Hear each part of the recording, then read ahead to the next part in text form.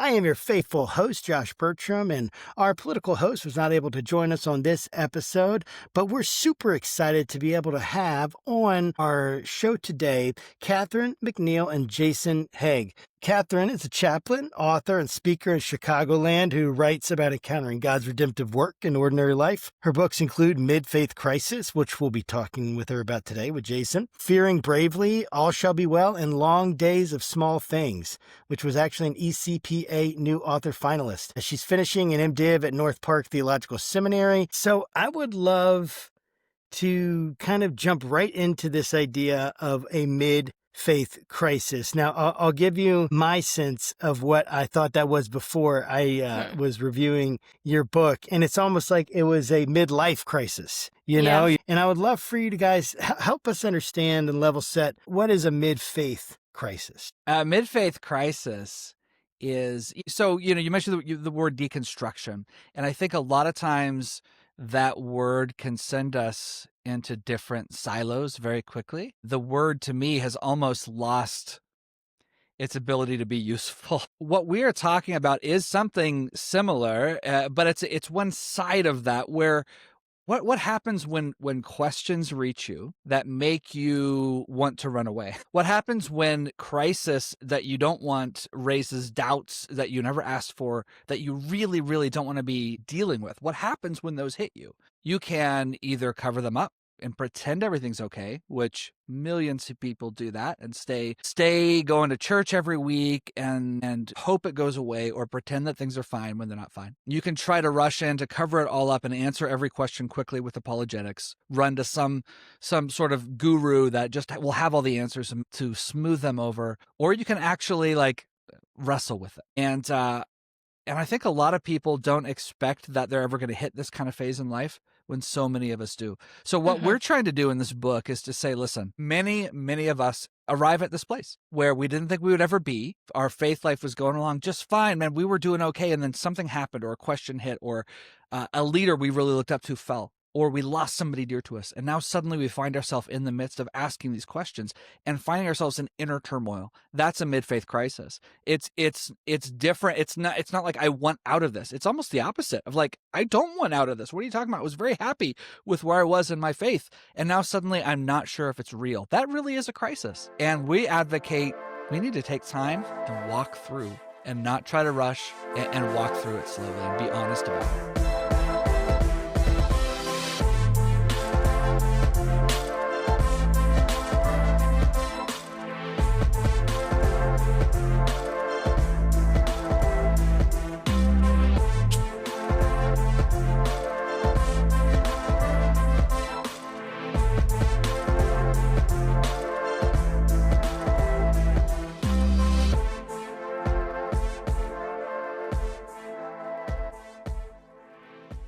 Well, hey there, faithful politics listeners and viewers. If you're joining us on YouTube, welcome to another episode of the Faithful Politics Podcast. I am your faithful host, Josh Bertram, and our political host was not able to join us on this episode, but we're super excited to be able to have on our show today Catherine McNiel and Jason Hague. Catherine is a chaplain, author, and speaker in Chicagoland who writes about encountering God's redemptive work in ordinary life. Her books include Mid-Faith Crisis, which we'll be talking with her about today with Jason, Fearing Bravely, All Shall Be Well, and Long Days of Small Things, which was actually an ECPA New Author finalist. As she's finishing an MDiv at North Park Theological Seminary, she blends practical theology with the lived texture of family, work, and worship. Catherine, thanks for jumping on the show with us. Thanks for having me, Josh. You're very welcome. And Jason is an associate pastor of Eugene, Oregon, or near, rather, not of Eugene, Oregon, Tire City. You are the pastor of the city, That's a right. pastor near Eugene, Oregon, author of Aching Joy, and of course, with Catherine, the book we're talking about today, Mid-Faith Crisis. His writing explores hope with eyes open, walking with God amid unanswered prayer, grief, and the complexities of special needs family life. She is a husband, a dad of 5, a speaker, advocate for resilient, truthful discipleship. Guys, thanks so much for coming on the show today to talk about your book, Mid-Faith Crisis. Thank you so much, Josh. Absolutely. So if you guys are okay, I'd love to just jump right into the thick of it if we're good to do that. So I would love to kind of jump right into this idea of a mid faith crisis. Now, I'll give you my sense of what I thought that was before I was reviewing your book. And it's almost like it was a midlife crisis. You know, you're just kind of like, you want something new, you want something that's going to be cool and different. And yet at the same time, and that's kind of what I thought it was. And, I got to say that I haven't gone through, I don't think, the deconstruction. Well, I know that. I don't, like, certainly not in the way that I've seen others do that, but I certainly have felt a kind of crisis of faith for a lot of the reasons that you kind of put out in your book. And I would love for you to guys help us understand and level set, what is a mid-faith crisis? Mid-faith crisis is, so, you mentioned the word deconstruction, and I think a lot of times that word can send us into different silos very quickly. The word to me has almost lost its ability to be useful. What we are talking about is something similar, but it's one side of that, where what happens when questions reach you that make you want to run away? What happens when crisis that you don't want raises doubts that you never asked for, that you really, really don't want to be dealing with? What happens when those hit you? You can either cover them up and pretend everything's okay, which millions of people do that, and stay going to church every week and hope it goes away, or pretend that things are fine when they're not fine. You can try to rush in to cover it all up and answer every question quickly with apologetics, run to some sort of guru that just will have all the answers to smooth them over, or you can actually wrestle with it. And I think a lot of people don't expect that they're ever going to hit this kind of phase in life, when so many of us do. So what we're trying to do in this book is to say, listen, many, many of us arrive at this place where we didn't think we would ever be. Our faith life was going along just fine, man. We were doing okay. And then something happened, or a question hit, or a leader we really looked up to fell, or we lost somebody dear to us. And now suddenly we find ourselves in the midst of asking these questions and finding ourselves in inner turmoil. That's a mid-faith crisis. It's different. It's not like I want out of this. It's almost the opposite of like, I don't want out of this. What are you talking about? I was very happy with where I was in my faith, and now suddenly I'm not sure if it's real. That really is a crisis. And we advocate we need to take time and walk through, and not try to rush, and walk through it slowly and be honest about it. I love that. And Catherine, what would you add?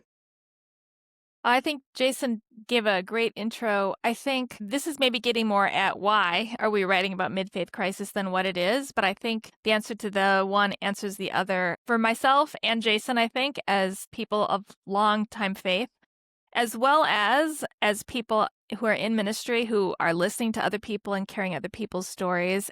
And as people who have done a lot of reading and a lot of research, we have learned from our own lives, from the lives of people around us, and from all of the data that researchers have brought to the table, that it is not only common but expected to have a point in your long journey of faith after you have everything figured out, when nothing makes sense anymore. After you are confident on your path, there's a moment where you realize you've hit a ditch, you've hit a wall, you can't find the path at all anymore. And what I found, and I think Jason have found in ourselves and in our ministries with others, is that this is always coming as a shock. Everyone is always disoriented, always disappointed and confused and afraid, wondering like maybe this is the end of the road. And what we want to say to people is, this is common. In some ways, it can even be beneficial and even necessary, and it's not the end. It is a step in the developmental process of a long time journey of faith.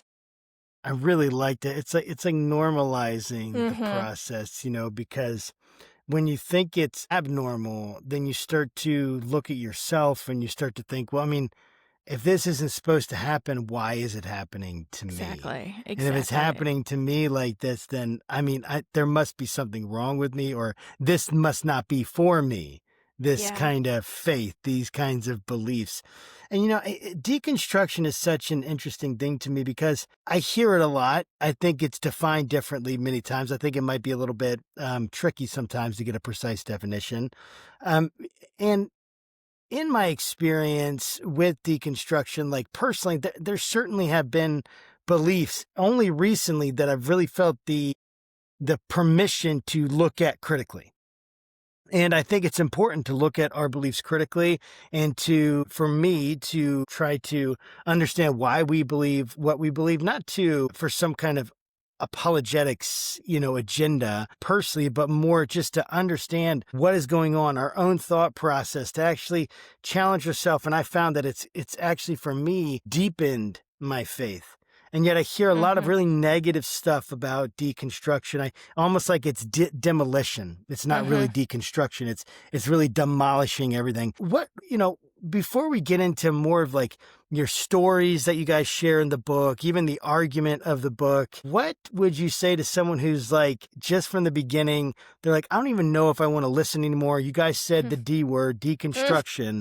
And I'm done with it because to me it's demolishing. And that happened to my nephew, or that happened to my sister, or it happened to my daughter.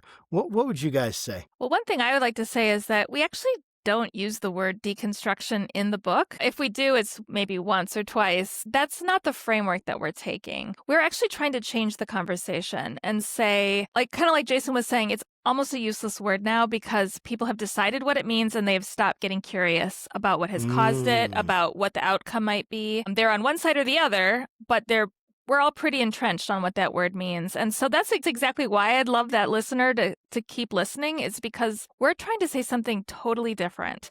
And without in any way minimizing the causes of a faith crisis, which are, as Jason and I know personally, are so real and important. It is, again, a stage of life that is at times necessary and can be beneficial, even though it can be excruciatingly painful. And what we're here to do is to find a path to life and faith on the other side. I really, really like that. What would your perspective on that be, Jason?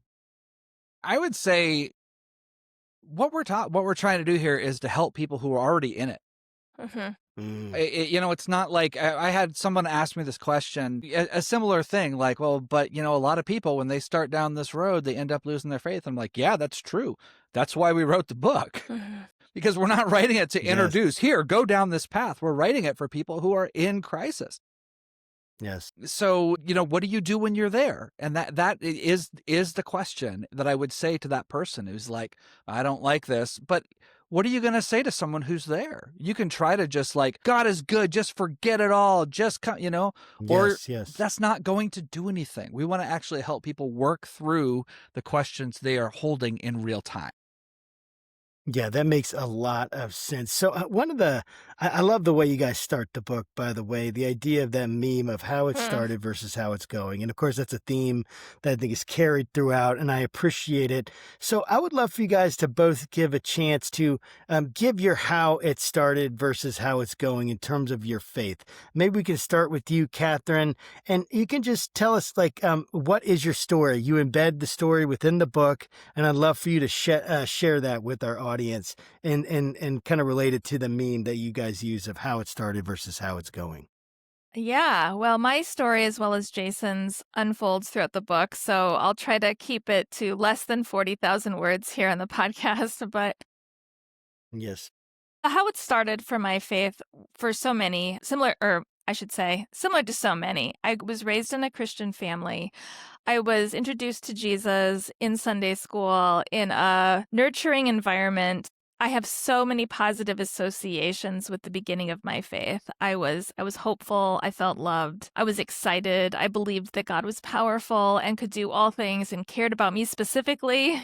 It's going. My faith crisis, unusually, I would say, my faith crisis happened when I was still very young. I was about 12 years old. And for reasons that I go into a little bit more depth in the book, my community of faith not only kicked my family out of the church, they kicked us out of town. down. We lost our home. I lost my school, my friends. We lost everything. And I know that sounds unusual and maybe even impossible, but it happened. And the fallout for that is more than I could even tell in a book. That the fallout from that formed the foundation of my entire life, my view of myself, my view of relationships and friendships and trust and God and Christians and Christian community. And so to say that that safe, trusting, hopeful, joyful place of love and community was broken entirely is an understatement. So that was the how it started, how it's going, that I use to begin the book. Yeah, I really appreciate you sharing that. What about you, Jason?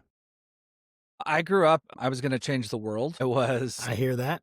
in the Bible Belt, working in a Christian. My parents were working in a Christian missions agency that was launching missionaries all over the world. I was in East Texas. I went to school with teachers who fawned over me and talked about my destiny, my great, God was going to do great things through you. I went on the 700 Club when I was 8, which 1987 was that was peak evangelical celebrity status.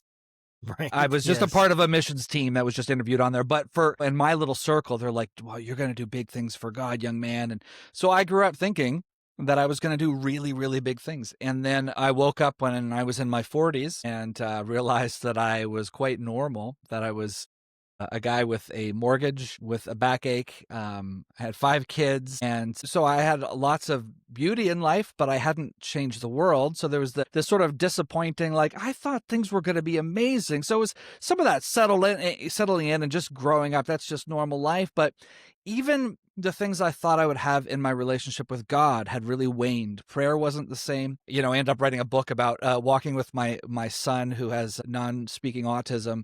Had walked through a lot of that kind of stuff and praying for breakthrough, not getting breakthrough. But I was still on my feet, this will be okay. And then I ended up losing somebody about 6 years ago who was very, very close to me to cancer. And I realized I didn't have any answers anymore. And for the first time, I questioned, wait a minute, I had believed all these huge things about life, about my relationship with God, about the rewards of following Jesus.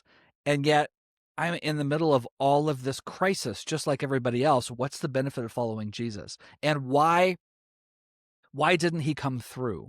Why didn't he save this person? Why didn't he give my son the ability to speak? And it just made me question all of these things that I had believed ever since I was a kid. And I started wondering, is God listening? Is God there? And I had never questioned that before. And I didn't want that question. So that was my how it's going moment. Yeah, I really love that framework because it's the two types. There are other types, of course, and I think you addressed that within the book. But like this major crisis that shakes things up versus this almost slow grind that just grinds away at your soul over time. And then finally you're done. And there's other ways to do it, but that, you bring that out. And I would love for you to we can start with you, Jason. What is that process of, can you describe the process of moving from fatigue into this place of crisis? Like this, it's like a one chip at a time kind of process, if I'm getting that correct. Yeah, I think you are. There is that slow grind. For me, there was the sort of humbling of like, oh, I'm just a regular guy. Like that, that wasn't a crisis at all. That was just like, oh, this is different than I thought. But a lot of things turn out to be different than I thought. And, for me, there was the personal stuff. There was also some, you guys talk all kinds of politics on the show. There was some like disturbing developments politically that I was seeing around me, and the way some of the church was responding. And I was thinking, wait a minute, this wasn't what you said you were about. So there was that stuff. There were just so many things. And then there was finally, when I lost this friend, it was like, for a while you think you're holding on. Okay, that's a disappointment, but it's okay. One of the things that happened in the midst of that was the fall of Ravi Zacharias. And I write about that, and that was a huge blow to me, as so many people have experienced something similar to that, of a fallen hero. Yes. Before, like, I had always thought, man, he had such a huge impact on my preaching, on the way that I thought. I always had confidence that, he's got answers that I'll never have, and people like him. So then suddenly I'm losing confidence in the family of God and in Christian leadership. So it's just this little one chip at a time, and you're still holding on. So you still think it's okay. I can still hold on. It's okay. But then suddenly something happens that you weren't expecting, and that just knocks the breath out of you. And that's what happened when we lost our friend Janae. So it's little by little, but then suddenly there's that crisis you didn't see coming that finally pushes you into full on question, the tipping point. Exactly.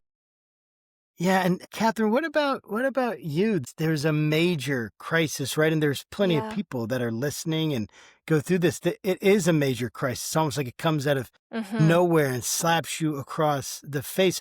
Looking back and through your story, how did that major crisis shape you and shape this mid-faith crisis? Yeah, I mean, fortunately, I am now old, and this was a long time ago, but I'm not exaggerating when I say this is the main thing that happened in my life. And there's not a single aspect of who I am that this has not formed, or that I have not had to face this or wrestle with this.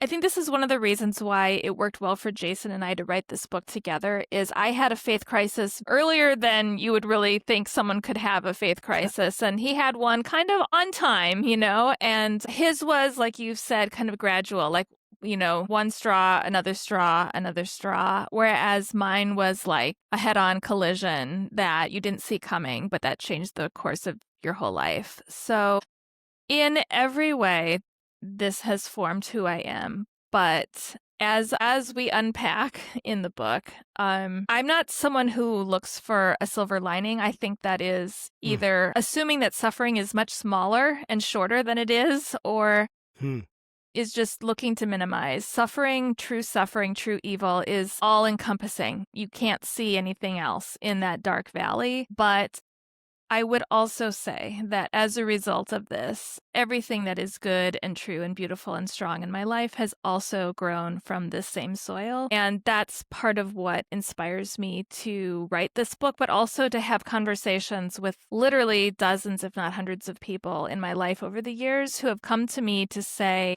for some reason, you strike me as a safe person to talk to about my questions, my doubts, my suffering. Is it possible that there's life on the other side of this? And so that I'm here to say, not a silver lining, like look at the good side, but a life cycle that is long and that does cycle back again towards life. I really think that's well said.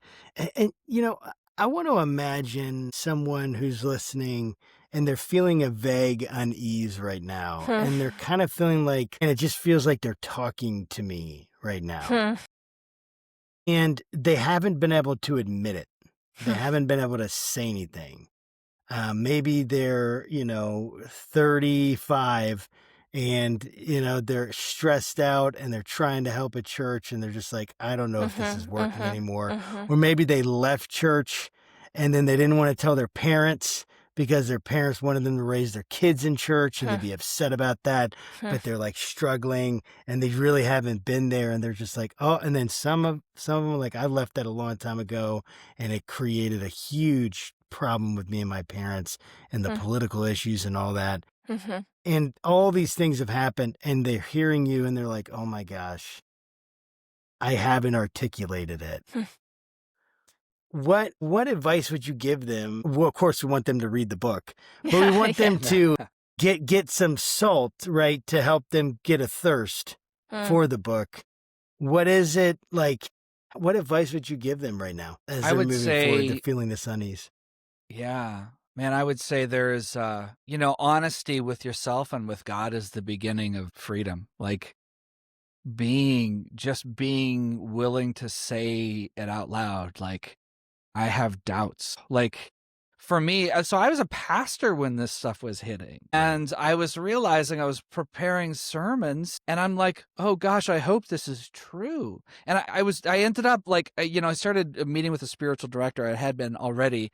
And I remember sitting down with him and just crying my eyes out one day saying, like, I don't know. During this week, I'm preparing this sermon and I'm not sure I believed, like, willing to say that, being willing to speak it out loud. It's terrifying, but I kind of wonder if sometimes God's just waiting for us to admit it.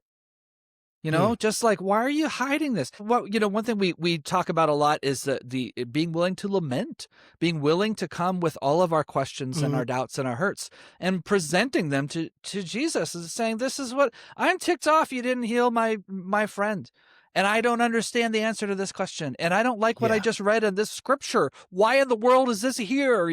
All of these things, to be willing to bring our doubts, our questions, our stuff it is terrifying. And I've been there, but it is also the beginning of being able to actually walk through it.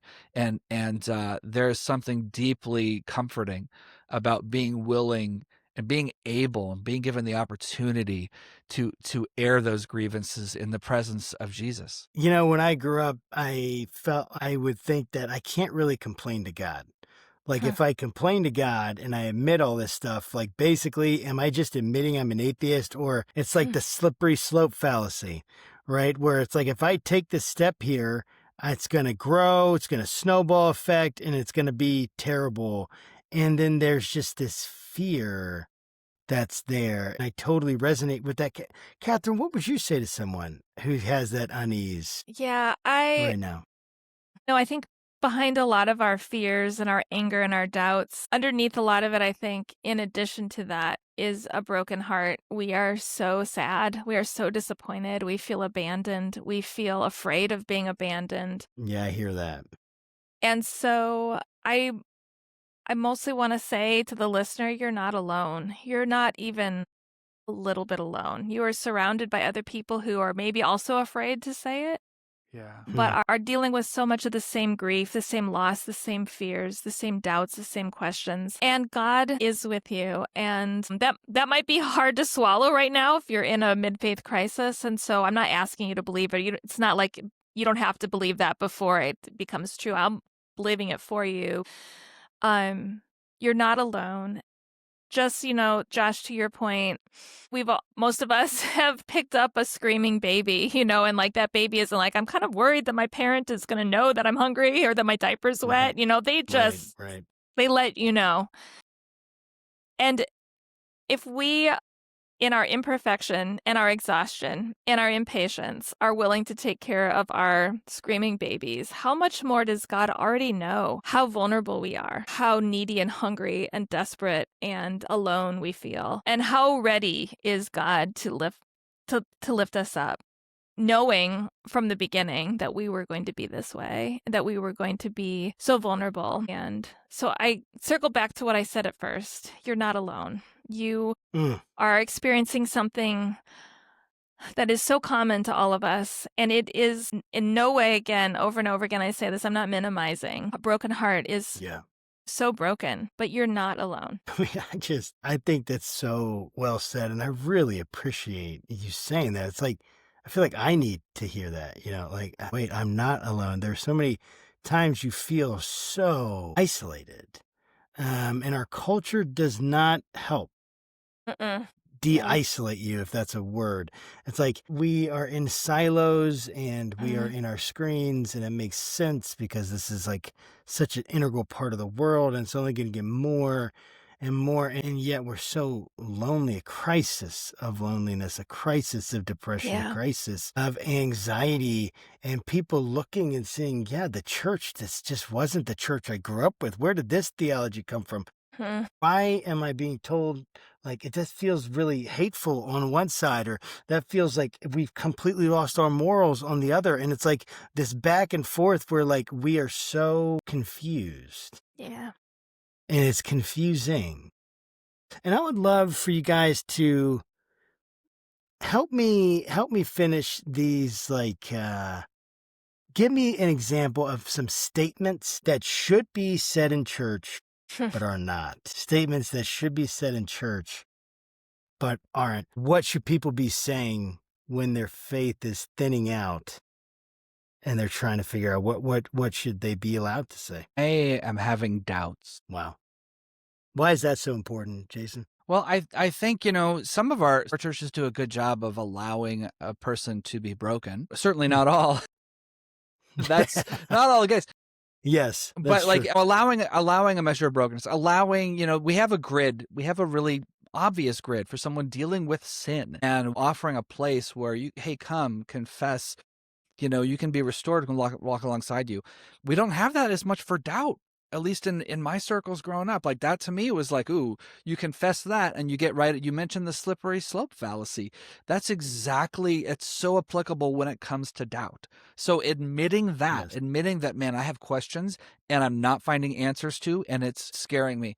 To be given that freedom to say, hey, if you're having trouble believing today, hey, that's okay. You're still welcome here. You're part of the family. Let's keep walking together.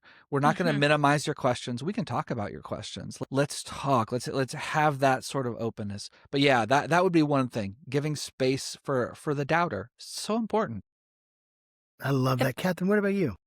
Well, I was just going to piggyback on that real quick. One thing that Jason and I write about in this book is that we have mistaken faith for certainty. And we talk about like Tinkerbell faith, like believing really hard. I do believe, I do believe, I do believe. Right. Kind of white knuckling it, through our doubts. And I don't see any sign of that in the Bible or in the people that I know who have made it through their full life faithfully. And I think that when we have the freedom to say in church, like where else should we say it but in church? That's the best place to say it. Right.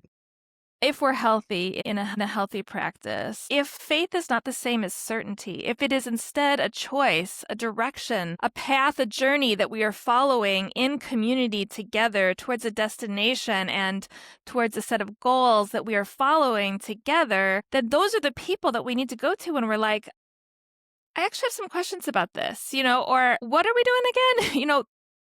That just makes sense. But so often that's not what church is. That's not what Christian community is. It's this place where we believe really hard. So yeah, I'm just piggybacking on that. I love that Tinkerbell faith. I think one thing for me is like, I'm angry at God for X. Mm-hmm. And man, it's hard for me to say that. I grew up Pentecostal, and there's a certain amount of trepidation. Although we're wild, there is a certain amount of trepidation about approaching the throne of God, approaching the altar, coming and having a kind of raw honesty.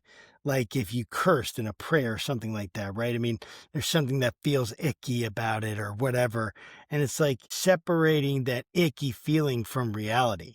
And that's a hard thing to do. And one phrase, like that phrase to me feels icky and yet or wrong or bad.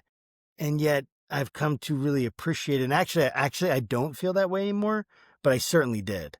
And I wonder if you could process a little bit, because my guess is that's one of the biggest issues that people have is they're hurt and therefore they're angry. Yeah. Or they're afraid or therefore they're angry. They're angry at politicians. They're angry at their pastors. And then ultimately, and I've gone through this wrestling match, it's like, I don't know if you guys have ever seen or read the book God in the Docket by C.S. Lewis. And essentially, like, they're all casting blame on everyone. And they're like, well, you're the one that let this happen. And you're the Nazis and you let this happen. But then you guys didn't tax us and whatever it is, like all this different stuff. And then finally they get to the place where it's like, you know what? No, it's God. He's the one. He's the one that ultimately didn't do this. And it's like, I do think that is for the person of faith, for the person that believes in God, who has committed themselves, loves Jesus, wants to continue to take a path down faith, but has these doubts, is struggling. I do think there ultimately is this like wrestling match, so to speak, with God. And I would love to get your thoughts on that. I mean, I think that's kind of like intrinsic to your book, but I'd love to hear you talk more about that wrestling match. As you're processing through, I have doubt, now what, in essence? I love the image in the Gospels after Lazarus, I can never say his name, Lazarus has died, and Jesus came late, and it's a close friend of his, and he is all powerful, and he was late, of all things, and his Lazarus' sister, I can't remember if it's Mary or Martha, comes running at him saying, "Why didn't you come? Like, why weren't you here?" Yep. It sounds, kind of calm on the paper, but it was not calm. Do you know, like after your brother has died and you know that one of your best friends could have stopped it and he just didn't show up? Like, she was flying at him. Do you know what I mean? She was enraged. She was devastatedly angry. And Jesus cries with her, He's not like, "Hey, how you talking to me like this?" He cried with her. Yeah. And so that's an image that I keep in mind a lot, is that I can run after God screaming, "Why didn't you show up here? Why are you so late? Why are you not coming here? We are hurting. My friends are dying." And I'm not going to, like with Job, I'm not going to probably get the answers I'm looking for, but I do believe that God comes and makes eye contact with us and receives our violent screams and sits with us and cries with us. And that's not the answer I want, but it's not nothing. And is space to bring that anger, to not keep it inside myself or send it in the wrong direction, get lash out at my kids or something. It's an invitation to give it to God, where maybe it is the best place for me to send. I mean, I really love that. When I'm thinking about questioning in this process of working through and giving myself permission, and one of the things that comes up probably in a lot of people's minds, and certainly in mine, is how do I avoid cynicism? Like, for instance, how, and you bring out this concept, right, of questioning in faith versus a questioning faith. And I would love to kind of dig into that more. Like, how do we distinguish those things? What's the difference between questioning in faith and questioning faith itself? And where's the line between lament and cynicism, if that makes sense? Yeah, that's a really good question.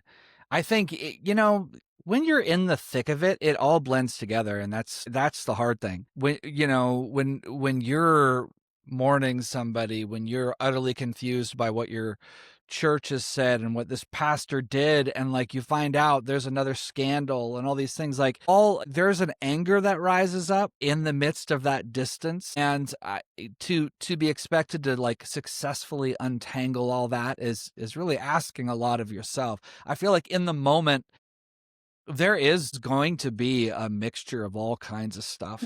And hopefully over time you'll be able to pull those apart and be able to lay some things down. You can look and be rightfully outraged at the abuse of power that we've seen from so many pastors and spiritual leaders this past few years. Just one bombshell report after another. And it's hard to not draw conclusions, and of course we have to be careful about drawing sweeping conclusions, but in those moments it might be difficult.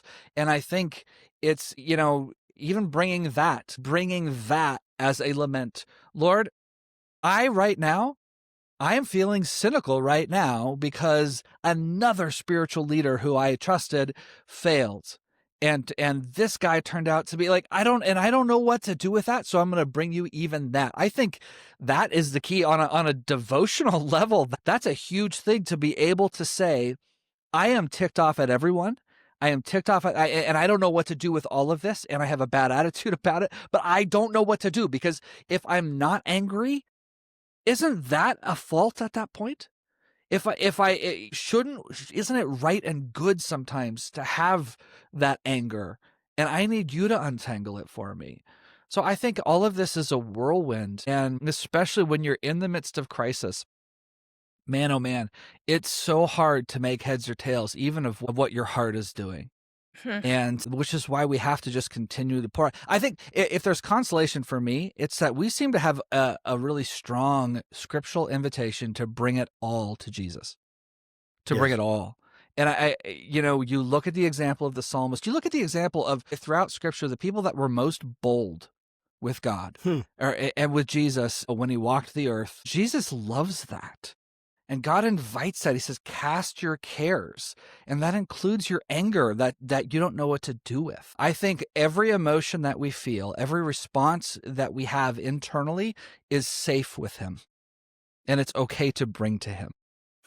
You know, so there's a nagging thing on my mind, and I wanna ask your input on it. And I would love to hear from both of you on this. So, when I'm thinking about being honest in my prayers with God, and I've said some things that I wouldn't want to repeat on air in prayers with God. And there's actually been times when I felt afraid after I said it and prayed it. And I'm just like, man, God, I'm so sorry. Like, almost like I overstepped. And I guess my question is, and it's not like I guess the wrestling is, what is the place of, like, there's the authenticity that we have, and that's important. But then there's also this place of like respect, maybe, or I guess, can you go too far? Or is that just not, is it God already knows anyway? And what's the point? I mean, I don't know. I'm not saying I know the answer to that. I'm super curious on your thoughts. I would say whatever is actually going on in our hearts, God already sees. So, I used to play a game with my daughters. They would call, Daddy, come find us, when I'd walk in the room, and you would see a big blanket in the middle of the floor with these two moving lumps. And I'd be like, gee, where could they be? They're not under the couch. And then you end up sitting down on top of, oh, here they, like, that's how silly we are when we try to hide what's already going on in our hearts. It is silly. So I would say, if something is going on in your heart, to be able to give voice to it, we do. I think sometimes he's just waiting. Would you just get it out? I already see it. It's already there. Would you just, can you just say it? And I think it could be even similar in our relationships and our marriages. Like, I know you're mad at me. Would you just say it? If you say it, we can at least begin talking about it. So, is there a place where we just get petulant and are throwing all of our stupid stuff? Probably. There could be times when he's like, okay, that's it, that's enough. But I don't think that's usually going to be the problem. I think most of the time the problem is going to be, oh, he can't know this, which is hilarious. And it's as childish as my daughter's hiding under a blanket. What do you think, Catherine? I'm hearing you ask the question about the tension between authenticity and reverence. And I think what comes to my mind is that God's ego is not fragile. And I think a lot of the times when we feel that we owe someone reverence, we're a little afraid. We might trigger this person, and this person has a lot of power. Yes. If they don't really understand where we're coming from and their anger gets ignited, the relationship could be severed. Yeah, we're cooked. And so I think the question is a little different here, because God's ego is not fragile. God is not going to be triggered. God is not going to sacrifice my well-being for the sake of saving face. And that's unusual. That's not an experience any of us have had before, because that's not how humans are. So I think I do think that there is a reason to retain that sense of reverence for God, but I think it's because of something that we need, not because of something that God's ego needs. And I think that slight shift of weight changes the question a little bit. Be curious to hear what you think of that. But when I start asking myself, did that tantrum that I just threw before God, is there something did that hurt me in a way? Because I don't think it hurt. Like Jason is saying, he knows we're under the blanket. He always did. And now that it's out there, we can talk about it. But I think Jason actually has written about this really effectively, that the psalmists will start out being like, all this stuff, how could you do this? Like, I'm over this, I'm over you, this is over. But I believe that I will still see your faithfulness in the land of the living. I think there is a moment in us where we say, okay, I got that out, but I also have a need for reverence. And so I think if you're feeling that, my invitation to you would be to remember that God is not an abusive parent with a fragile ego.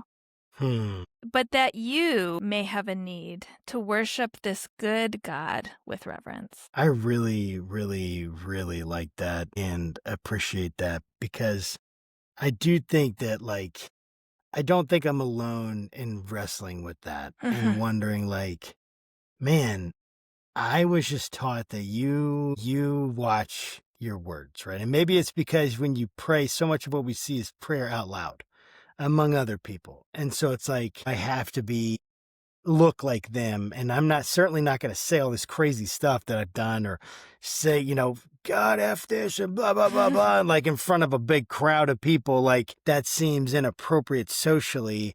And so it's like, man, yeah, like maybe that's where it gets all tied up. But I think that's so good. And I would love to think about someone who has been wounded from church. Thinking about your story, Catherine, and again, would love to get both of your input on it, on this question. But someone who's listening, they've been hurt by church. Someone has wounded them, a leader, a pastor, a whole church community. They're feeling like there's this crisis of faith. And it seems to me like, again, they're slightly different in the sense of one, I see my disappointment mostly in God right now versus I have these people that did these horrible things. I can name them, they're concrete. I see them and they were horrifying for me, right? So just separating that, just, for the sake of discussion and thinking about someone that comes in and they want to get back in church, but they have no idea how they could ever do that again. They want to explore faith, but they look at their options right now and they're like, how can I go Mhm. there or do this? They want to open themselves up again and be in meaningful community, but they're so hurt that like doing that feels extremely dangerous. How do they work through that?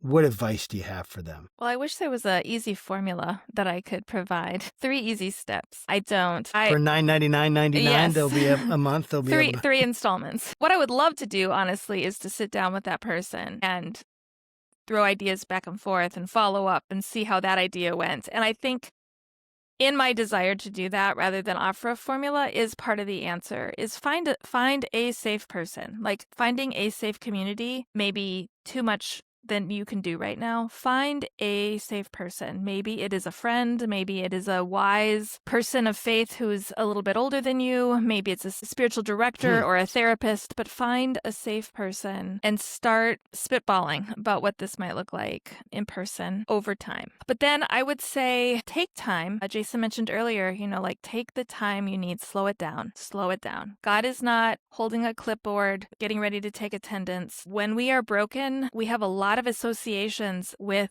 the type of place or the type of people or the type of situation that broke us. And there's going to be something about the sanctuary or the podium or the order of service that could really bring a lot of that back. And so be gentle with yourself and even say, like, my long-term goal is to get back, but I woke up this morning and I drove to the church and I couldn't do it. And so I drove back home. Like, don't beat yourself up for that. Take the time that you need. And then be brave. I think once you've had some safe people around you and you've given yourself time, we can do hard things. That's kind of become a cliche, but all these decades later, I still walk towards the church service thinking to myself, why do I not want to walk in this building? Like, why do I feel so confident that this is a bad idea? And like, I remind myself, like, I was really egregiously hurt in a place like this, and it was a long time ago, and I have had many positive experiences. Like, I can go in, I can do this. And then I'm always glad that I did now, So find a safe person, take the time that you need, and take baby steps and be brave. Those are four steps, I guess, but they're not easy, and I won't require 4 installments of $9.99. I love it though. I mean, the idea of going from a person to a smaller group, like that incremental, that's really good. That's brilliant. What about you, Jason? What would you say to someone who's been wounded by church? Yeah, I don't have too much to add on that. I think she covered some really great ground. I would just say you don't have to do it today. Like the goal is not, hey, you're not in church, you know. We recently had some, some people who had a huge loss that are adjacent to our congregation and had this feel like, oh, I should be back in church, and was explaining why, well, I don't know. I don't know if I can be back in church. And the answer to them was, so? That's okay. You've just gone through this huge loss. The goal of the Christian life is not to be sitting down with 100 people on a Sunday morning or whatever. Like, that's not the core. So that's okay. You don't have to rush back and try to get everything back that you feel like you lost in a day. And it's going to look different. It's undoubtedly going to look different. And that really is okay. Yeah, time is not your enemy necessarily. It might be your friend, right? And this that you need to take some time. So what, when people get the book, they listen, they're super intrigued, they want to get the book, what's the next step for them? What do you recommend that they do? They read it, and then what would you say? I'd love to hear both of your answers to that question. I would say, yeah, people are in different spaces when they read the book. So we're covering a lot of different ground. You know, we've talked about all these different scenarios in this interview, and we have a chapter on all these different scenarios of losing a person, or having church hurt, or being disillusioned by fallen heroes, all these kinds of things. So I think, a person might be in a different spot. Every person might be in a different spot. We're trying to be very open-handed in this book and say, hey, man, like, it's okay. Don't rush. And you might be in a place when you can never step back in a church setting again. You might choose to not follow Jesus anymore. I hope that's not what you choose, but you do have that option. And what I would hope is that a person finds a way to take the next step and continuing to walk with Jesus, like however that looks, that it might look different. And we've sought to really sort of zoom out, saying it might mean you have to zoom out from your particular tradition sometimes. Right. There's all of church history, and the international church offers so many practices, there's so much diversity here. So if you've always been locked into one thing, maybe one kind of prayer, one kind of worship, maybe you're like me or you, Josh, who's like raised in Pentecostal environments, and you can't go back into a loud worship service again. That's okay. That doesn't mean you're not walking with Jesus. You might, as many people have, find solace in walking into a quiet, contemplative service and experience the Holy Spirit in a whole new way. So my hope for you is that you don't give up. And I know you might be on the brink, yes, but you don't give up. That faithfulness, it means that you take the next step. It doesn't mean you have a settledness of certainty that everything you're doing is true. It simply means you put the foot in front of your other foot, and you take another step today, and you don't give up. That's my hope. I really love that. And just before I hear you, Catherine, I just was thinking about something you said, Jason, where you struggle to walk into maybe a loud contemporary service. And that's really funny. And I definitely sympathize with that. And also, like, there's a story where I went to a Catholic priest and did confession, and I completely broke down. Wow. And I had never done that before. Like, I had never gone and done that, and I didn't know what to expect. And I couldn't believe, like, I just broke down, like sitting there having someone just listening. And I don't know, it was definitely different, and it was outside of my faith tradition, and it was a really, really cool experience. And it just made me think of that when you were like, just steps people can take, maybe trying something different than they're That's used beautiful. to. That's beautiful, Josh. That is precisely what we're talking about. And there could be some from more traditional environments that say, I need to step into a place when I can let my emotions free. Yes. So, like, we all come from different places, and I just think, let's remember, the church is very, very big and very, very old, and there's so much opportunity for different kinds of expression. So I think that might be, for many people, a big part of their journey. Let's look at some aspects that we've never looked at before, have some different experiences. But I love that story, Josh. That's beautiful. Thanks. Yeah. What would you say, Catherine? Well, I love what Jason said about the broadness of the Christian church. A lot of us, what we're actually leaving, what we actually want to never see again, is this teeny tiny little sliver, and there is so many Christian practices, beliefs, communities outside of that might be just the healing balm that we need to heal from the church experience or crisis that we are carrying with us. So that would be part of what I'd say, is to expand your horizons a little bit and look outside the box that you've been in. But I also really liked what Jason said about the next step. And I don't know if any of the listeners are like me, but I don't really like to move in a direction at all until I have plotted out every step. From the first one to the last one, I see how it's going to work out. I'm good with it. Then I go. And that's unfortunately not how this works.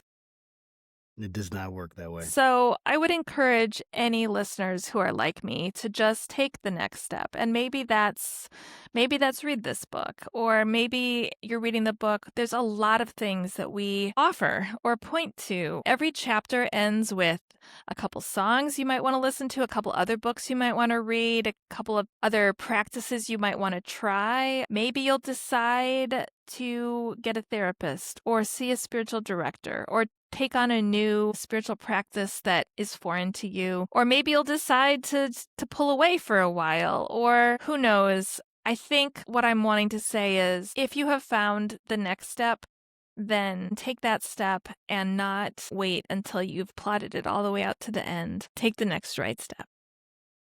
I love that. I love that. So is there a preferred vendor that you guys have for the book? And what do you have? Like, how can people get involved? What are you guys doing with it? Just kind of sell what you're selling today, what you have. You're not selling it, I know, but well, sell yourself.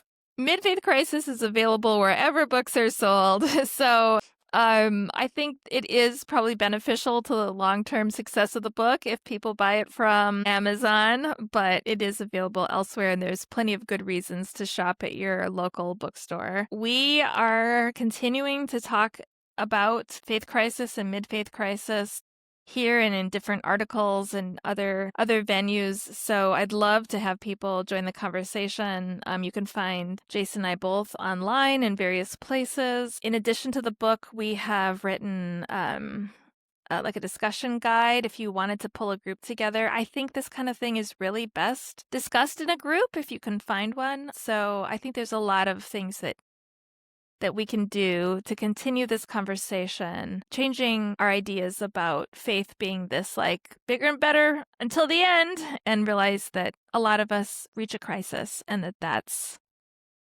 I love it. Well, guys, thank you so much for coming on the show and spending some time with me. It's been a real pleasure to have this conversation with you. Thanks for having us, Josh. It was fun. Thanks for having us. Absolutely. And to our viewers, guys, thanks for joining another episode of the Faithful Politics Podcast. Make sure you like, subscribe, send this to someone that you know that may be deconstructing. Maybe you never even heard of it. Maybe you think these Christian people are crazy, but you just want to understand more of what's going on. Go ahead, grab the book, check it out, get ideas that challenge you and think about something differently. And until next time, guys, keep your conversations not right or left, but up, and we'll see you then.